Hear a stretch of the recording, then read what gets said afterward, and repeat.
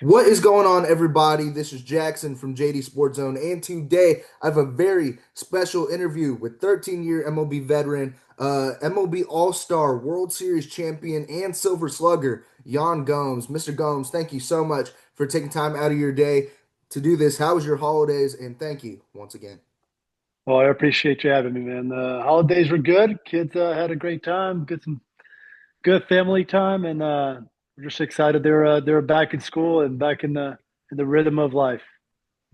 That's great to hear. Now, I want to start off with my first question about your career. Back in 2008, you were originally drafted by the Boston Red Sox, but then you decided to go back to college, later being drafted in 2009 by the Toronto Blue Jays, making your debut in 2012. I want to ask you, I love asking these questions to MLB players. What made your decision into going back to college and another year of eligibility in collegiate ball? Yeah, I mean, so at that time, I was a draft eligible sophomore, and it just didn't feel like the right time to do it. I didn't go into that draft thinking, oh man, I can't wait to get drafted and then I'll sign. It just didn't feel right. I don't think I was mature enough. It definitely had nothing to do with the Boston Red Sox. I mean, what a dream organization that would have been to have signed with them. But it didn't seem like it was from a maturity level standpoint for me. It was in the right time, and just waited. It wasn't really like a hard decision. I don't think there was ever like, oh man, like let's do it on the table. But yeah, just went back to college. Ended up getting drafted by Toronto. I mean, that's great to hear. I mean, it obviously really worked out for you because 3 years later, you made your MLB debut in 2012. But before I ask you about your MLB debut, I actually have your MLB debut lineup for the Toronto Blue Jays on May 17th in 2012. I want to ask you, can you name the 1 through 9 for that Blue Jays team in your debut? uh, yeah. Uh, let's start with the tough one. I knew Drew Hutchison was pitching. Mm-hmm. Uh, this is probably a tough one for everyone to get. I was actually playing third base. You were. Uh, JP JP was catching. Mm-hmm. David Cooper at first. At first was not Cooper. No, No, I mean it wasn't Adam Lind, was it it? was not Adam Lind. Okay. Well, let's go. Yunel Escobar at short. Mm-hmm. Uh, was it Kelly Johnson at second? It was Kelly Johnson at second. All right, I'm gonna look. Let's see. Look backwards. Jose Bautista at right. Hmm. Was it Edwin at first? It was Edwin It Encarnacion was at Edwin. first, yes. Let's see. Jose and right. And then I want to say, well, we're facing Phil Hughes. Uh, Kobe Rasmus in center. Hmm. Left field, I want to say Rajay, but I don't feel like that's right. Was it? It was It Raj? was Rajay Davis, yes. Yeah. And now I got to think of DH. Yes.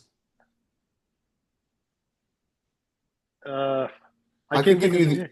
I can give you Yeah. the initials. Yeah, go ahead. BF. Ben Francisco. Yeah. It was Ben Benny Francisco. Fresh. And then also the funny part is, so I was a young 24-year-old making my debut. Omar Vizquel came in halfway through the game for Hmm. a defensive substitution. I was like, "There's what a legend! Like a 20-year veteran taking over for a rookie for a defensive substitution." You got it faster than my very first MLB guest I ever had on was a former teammate of yours, Justin Masterson. And his was it took him a little longer. So it's you can say you beat Justin Masterson in the Yeah. MLB lineup game. But I mean a further question to your MLB debut. What was it like walking out to Rogers Center for the first time in Oh, 2012 as a 24-year-old rookie? I mean, that's such a good question, and I love talking about it because that's one. So being the first Brazilian-born baseball player, I think that was kind of a real shock to me in a way. Like I hadn't like I wasn't playing in the minor leagues thinking like, oh man, I can't wait to be the first Brazilian born baseball player. I was just like, man, I just want to make it. But when I made it, I just remember walking out to third base. I mean, dude, super nervous, looking like Bambi legs out there, just like shaking. I mean, I was very nervous. I had taken a red eye flight from Vegas that night. Like it was crazy. And then the first thing I see is this fan holding up a huge Brazilian flag and saying "Welcome" going. So it made me realize, man, like how cool that was and how much it meant. I mean, to Brazil, not just for myself and my family and everybody that I was involved with. So that was a really cool moment. I definitely try to take it all in. And it was crazy, man. It was. I'll be lying to you if I didn't feel a little bit of an imposter syndrome, being like, "What man? What am I doing here?" But it was an awesome team to join, and they definitely made me feel welcome. That's great to hear, especially, doing it for your country and doing it for your name, and especially playing in, well, I would say outside of the States in Rogers Center and facing a historic team like the Yankees. And you ended up winning that game. So a lot of MLB players say when I interview them and ask them about their debuts, they're like, "Oh, we lost the game." Well, I mean, on the opposite side, you won the game versus the Yankees. Yeah, So. no, I think that would have been a harder question to ask if we won or lost that game because it was a very blackout moment for me. And the only thing I remember, obviously they're doing a debut interview, and Omar Vizquel cuts my interview off. Uh, and he's got a ball in his hand, and I'm like, "Oh, cool! He's gonna give me, it's gonna be a cool moment." He's like, "Oh, Jan, this is your first strikeout ball," and then he hands it to me. So I thought that was really fun, and I'm pretty sure I've used that line before with a lot of other players. I mean, that's still an awesome moment to hear, and especially a legend like Omar Mhm. Vizquel, kind of, tossing jabs at you, relating to that. But I want to ask you this: you guys are both Cleveland legends, and after the 2012 season, you ended up going over to the Cleveland Indians at the time, having an amazing stint there from 2013 to 2018. Now, before I ask you about, the playoff atmosphere in the Cleveland days, I want to ask you about your Silver Slugger season in 2014, your first big accolade Mhm. as an MLB player. What was it like receiving the 2014 Silver Slugger personally for you? Oh man, it was wild. I don't think I even knew what that was until that day was coming where they're like, "Oh man, you're." I got a call that said I was nominated for it. Uh, Honestly, I don't think I knew what it was. So to sit there and wait for it, I was really, it was such an awesome season. We had a great team there. It was a great atmosphere, a ton of really good coaches that helped me out with everything. I mean, to go through a whole season, you can ask, I'm sure you can ask every single player that you're ever going to interview. If they say it was me in the cages and me in this, they will be lying to you. There was a lot of guys that were a big part of that, from the hitting coaches to everyone around. So to have a season like that, it was a full team effort, and I'm super thankful for it. I mean, that's absolutely phenomenal to hear, especially from a guy who's won a Silver Slugger and getting such an amazing accolade like that. Very, very well deserved. And I want to ask you this, still relating to your Cleveland days. I mean, 4 years when you played with Cleveland, you made the playoffs. I want to ask you the difference between playoff atmosphere to regular season atmosphere. I mean, you had the opportunity to play in the World Series at the time when you were with Cleveland back in 2016, and then other playoff days. What is the difference between the playoff atmosphere in a game walking out there compared to a regular season game, personally for you? Man, there was nothing like it. I mean, our first year there, we got to experience a very short stint of it. We had a phenomenal season. It was such an awesome season. All of our first year there in 13, and we made the wild card game, and we got to host it, and it was incredible. Uh, you get to that 1 second. I mean, you're so used to making that run to the bullpen, and yeah, you'll get your cheer from some fans, but it's 6:10, 6:15 for a 7 o'clock game, so it's a little bit later, or a little bit earlier, so they're not there yet. But I just remember at whatever time, I think I was trying to do everything super early because I wanted to get the nerves out of the way. So I think it was like 6:10, 6:15, and I'm already heading out to the bullpen. And I mean, it was a full stadium already. So you almost like want to run back into the clubhouse and be like, guys, you guys better get out there. It is crowded. The fans are going nuts. So it was a really fun environment. It was an extremely awesome experience. And then, you got to spend 16, 17, and 18 doing it again. And for us at those times, it started almost like in September because they were, starting to get ready. They felt the momentum going. And then that 16th season, it was one of the coolest experiences I've ever had. Even though I was hurt most of that postseason, but just to go out there and experience how loud it was, and it was a really cool environment. I mean, that's absolutely phenomenal to hear, especially from a playoff standpoint. Relating to those, personally, I'm a big Cardinals fan, and I'll get into the 2019 season a little bit later. I have some personal beef with the Nationals there, but it's great to hear, the Cleveland playoff days. I mean, Justin Masterson told me about the 2013 season, when I had him on, and it's honestly phenomenal to get you on and to hear, your personal experience from your Cleveland playoff days. But I want to ask you, outside of maybe on the field moments, what are some off the field moments that you had from your Cleveland days with some of your teammates that maybe the fans don't really get to see, that are super memorable for you that you'd like to share out to the viewers? Yeah, so at that time in Cleveland, starting from 13 all the way to 18, we had such a close knit group. We had, I want to say like seven to, I mean, probably even close to 10 guys that were all the same age, or at least going through the same life experience. So we still, there's still a really big group of us that still get together and hang out. I know our wives all hang out still. And it was, a, it was raising your kids together. It was like raising your family as a full family. I mean, I want to say like there's really a group of like four other families that had kids at the same age. Like we all had kids at the same time. So it was a really fun experience. On the other side too, I loved experiencing the city of Cleveland or just anywhere we would go. So I got to be really close with some people from Cleveland. I got to be real close to Stipe Miocic, a former UFC fighter. So I'll get to spend a lot of time with them. I get to spend a lot of time going to his gym, hanging out with his coaches, and yeah, I love to get ourselves away from the field a little bit and try to experience what life was like in Ohio.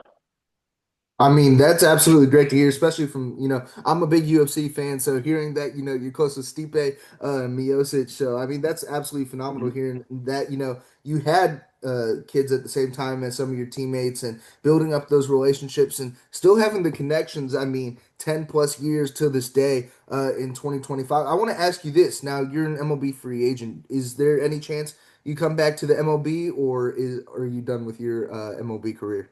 No, there is no chance. I haven't really made an announcement, but at the same time, I'm enjoying time with my family, letting the body rest. But I don't know. I don't think there's a chance anymore.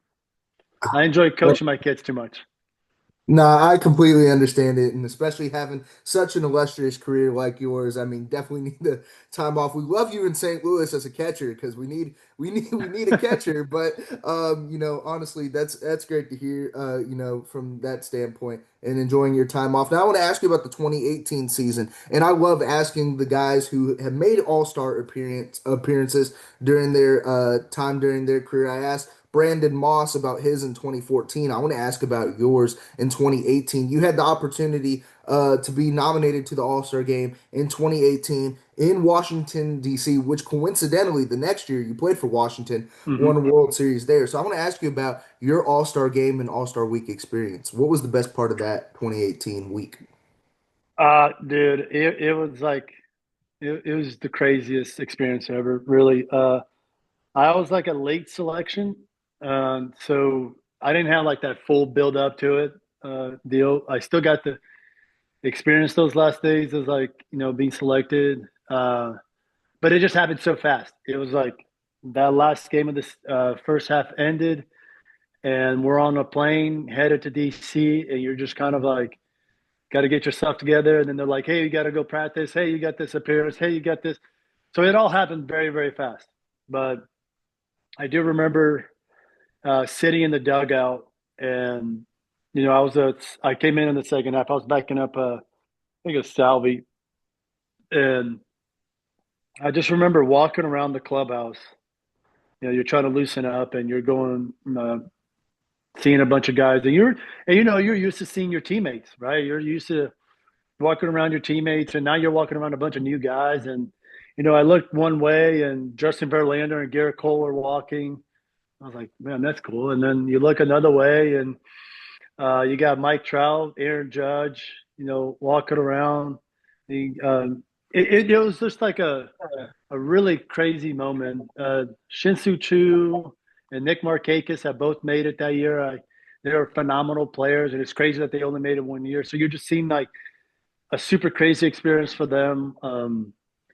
It was wild. It really was a great like, and I just remember sitting in the dugout and looking around and seeing all these like superstars, and you're just like, what in the world is happening? And it takes quite a minute to get in, to soak it in. And lucky for us, and what made the experience somewhat a little bit easier was we had six guys make it that year. Mhm. I think five or six guys, because from Kluber, Brantley, Jose Ramirez, myself, Lindor, and I think Trevor Bauer made it as well. And so it was a lot of guys. So you're kind of still having that like comfort level with them, but it was really awesome. Got a lot of cool memorabilia from that day, and I can't even tell you about the game. I know it was a bunch of fireworks, but the game was a blackout, to be honest with you. Great to hear you had such an amazing experience during that All-Star weekend, especially getting to spend it with some of your Cleveland teammates like Trevor Bauer, Corey Kluber, Francisco Lindor, and All-Star Week is my favorite event during and across all sports. As a Mhm, big baseball fan, and getting to see your favorite players in one game at one time, and especially getting to play alongside maybe guys you didn't get to play during your career, like mhm. Verlander and Cole and guys like them. So it's great to hear that you had such an amazing experience in 2018. Now I want to shift over to 2019, and I hate talking about the 2019 season as a Cardinals fan, but congratulations to you on winning the 2019 World Series. In 2016, you were really close to winning a World Series, but Mhm. 3 years later, you had the opportunity in 2019 to take down, Houston Astros over there in that World Series. What was that like for you during the 2019 season and ended up winning the World Series that year? Man, you can go on and have a full podcast about that whole season. It was we're talking about how close knit our group was in Cleveland those 6 years I was there. This was just like it. This was as tight of a group as I've ever been around. It was the experience of like just what that season was like. It was you could write books about it. We started off the season so bad. We were 19-31 at one point, and in the likes of teams that lost 100 games that season. That's how bad our record was at that time. And you're 50 games in, so you're kind of having to make decisions. But we made some good additions. Added Daniel Hudson to the team that year, and we just expanded our bullpen. And then next thing you know, we go on a run. But going into the playoffs, we get it by the skin of our teeth. We got to play the Brewers, and down towards the seventh or eighth inning, and then we get to face one of the best closers in the game, and somehow we come through. I say somehow, you got Juan Soto up there. The kid was unreal, or he's still unreal, and he gets a big hit, and that's just kind of how like our whole playoff went. I think we faced like five elimination games, and that team was special. It was a time where um, there even during that playoff, obviously you experienced it a lot more during the playoffs. All you needed to do was give us a little bit of hope.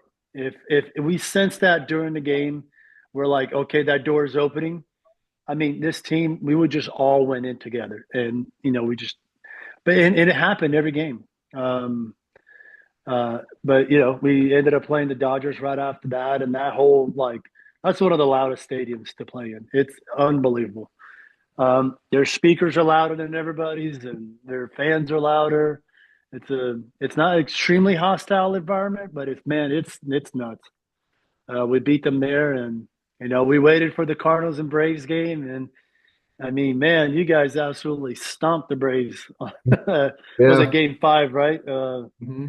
So we were excited to go, go play at such a historic place, go play in St. Louis, and but yeah, I mean, I think we were such on a roll then that that game, everything just like it clicked. I know we ended up sweeping you guys, but it was such a cool experience getting to be at a playoff environment in St. Louis. Such a legendary city, such a legendary organization. But then obviously, the Houston Astros series happens, and we win 2 games there. We feel like, well, man, we're going to win it at home. This is going to be awesome. We just got to win 2 more out of 3, and we get our teeth kicked in, get swept at home. So then, like, our momentum is kind of shifting.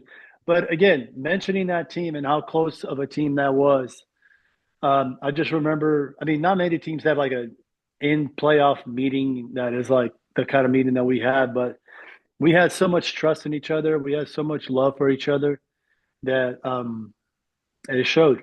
So we go play Houston back up. We got our momentum back, and I mean, there was no way we were losing that series, man. Like it just wouldn't have. It wouldn't have been the ending to a book that it wouldn't have been right. So we had a phenomenal time, and got to celebrate in DC, get to do the parade in DC, and it was amazing.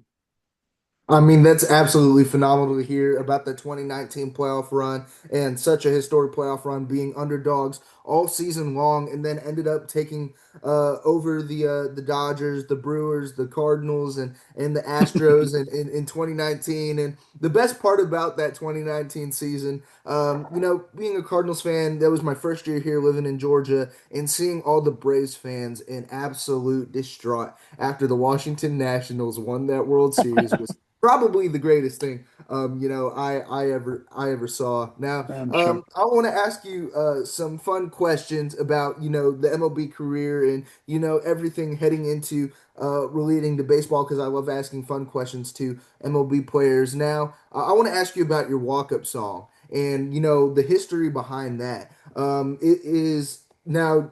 Don't get me if make sure to correct me if I'm wrong. The Jay-Z song "Brooklyn We Go Hard." Is that correct? Hmm. That was one of them. Yes. Mhm. So what is the history and kind of reason you chose that song in particular during your MLB career? Yeah. So I had a daughter in 2014, and her name's Brooklyn. Um, Wow. yeah. So I wanted to do something special for her. It's a whole different environment when you do have kids, and you're playing for a whole nother reason. You're raising a family. So I can tell you every time her name and her song popped up, I would get chills going up to the plate, and it meant so much to me. Um, and then I would some of the other songs, whether it would be about my faith, I would incorporate it, and then I would try to have some for my other 2 boys. That's awesome to hear. And I didn't really know the history behind it. I thought it was just something to do with New York. But I mean, it's great to hear that you have that momentous occasion, especially relating to your daughter and going out every single time listening to that song. So that's absolutely awesome to hear. Now, obviously, you played in Cleveland, Toronto, Washington, Oakland, Chicago. And I asked this question to Jake McGee, and I want to ask the same question to you. You get the opportunity to go to different restaurants around the Mm, city and stuff like that. What is the best restaurant that you ever tried during your MLB career, and mm. what specific place was it? Man, that is a really good question. I wish I would have prepared for this. Let's see. Best restaurant. Uh, uh, So I there's a couple. Can I do a couple? Yeah. Yes. So in Chicago, when I got to play there, I thoroughly enjoyed two places. There's one called Mio, it was an Italian place, and the other one was like a Chicago staple called Chicago Cut, the steakhouse. Um, but then other than that, my wife and I, we love Asian food. We love, sushi. So we would always try to find like a hole in the wall sushi place in one of the coasts, whether we would go anywhere from LA, Seattle, New York, even Miami. I would love to tell you I remember their names, but I would have to go get my wife for this. But it would be any sushi place on any of the coasts that we would go visit. That's absolutely phenomenal to hear. Now I'm very familiar with Chicago cut, and because I used to live in the Chicago area, and then down here all they really have is barbecue, and they have like chain pizza restaurants, and it's not the same. I love sushi. Sushi is not really a big thing down here. They had a lot of sushi places in Chicago, and you just don't get the same food around anymore, and it's Yeah, so I mean, so yeah, disappointing. for us too, man. Like it would be a lot about breakfast, Mm. and Atlanta would have some of the best breakfast spots. We would get some chicken and waffles. We would go to like, some places in the morning. That was usually where I try to spend a lot of time with teammates. I had morning, and then I mean, there's a lot of cities that have tremendous breakfast places. Yeah, that's all you really get down here anymore. But I love breakfast places. I mean, you got Waffle House. I mean, right down the road at every single corner in my college town right now. But I want to ask you two more questions, Mr. Gomes, before I end off this interview. Now, I ask this to every MLB player: if you can choose any celebrity or movie star, out there in the world to play you in a movie about yourself in your baseball career, which movie star would it be and why? Wow. Um,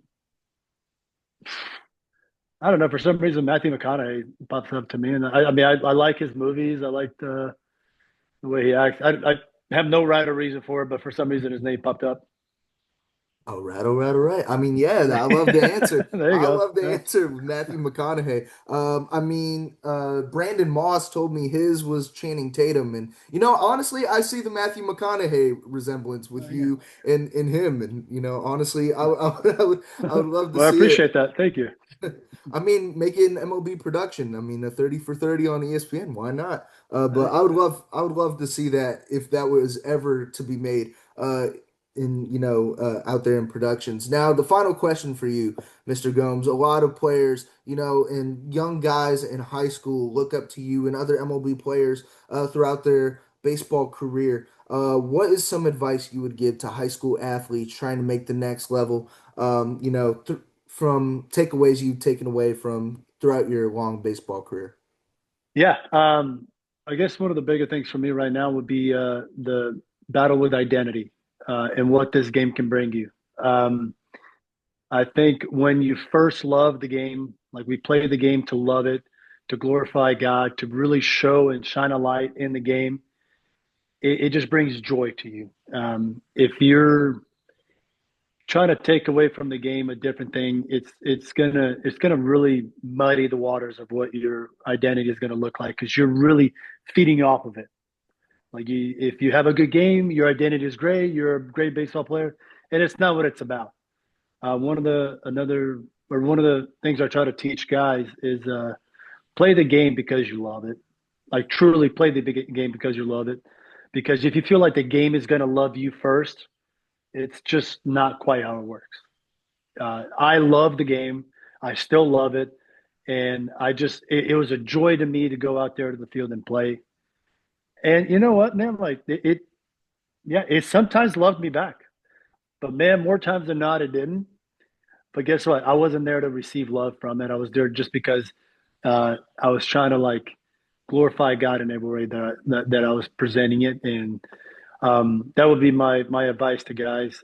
Really get in touch with like what your identity is like, and bring your identity to the game. Don't let the game dictate what your identity is. That's absolutely phenomenal advice to hear. And a lot of guys that are around my age. I'm 21 years old, and they struggle with their identity throughout their baseball game. Like they're always telling me they want to be the next Juan Soto, they want to be the next Mike Trout. No, be the next yourself, and Hmm. focus and your route and your journey, your mentality, and God has plans in place for you, and just put your faith and trust in Him. And it's great to hear you have such a deep rooted faith and helped you during your MLB career. And I feel like you're a great MLB coach. I'd love to see you in a coaching realm at some No, point. I'd love to see that. But Mr. Gomes, thank you so much for taking time out of your day to do this. It's truly an honor to get a guy of your caliber on the podcast, so I truly appreciate it. Thank you so yeah. much. Hey, this was great, man. I appreciate you having me on, and good luck with everything that you're doing.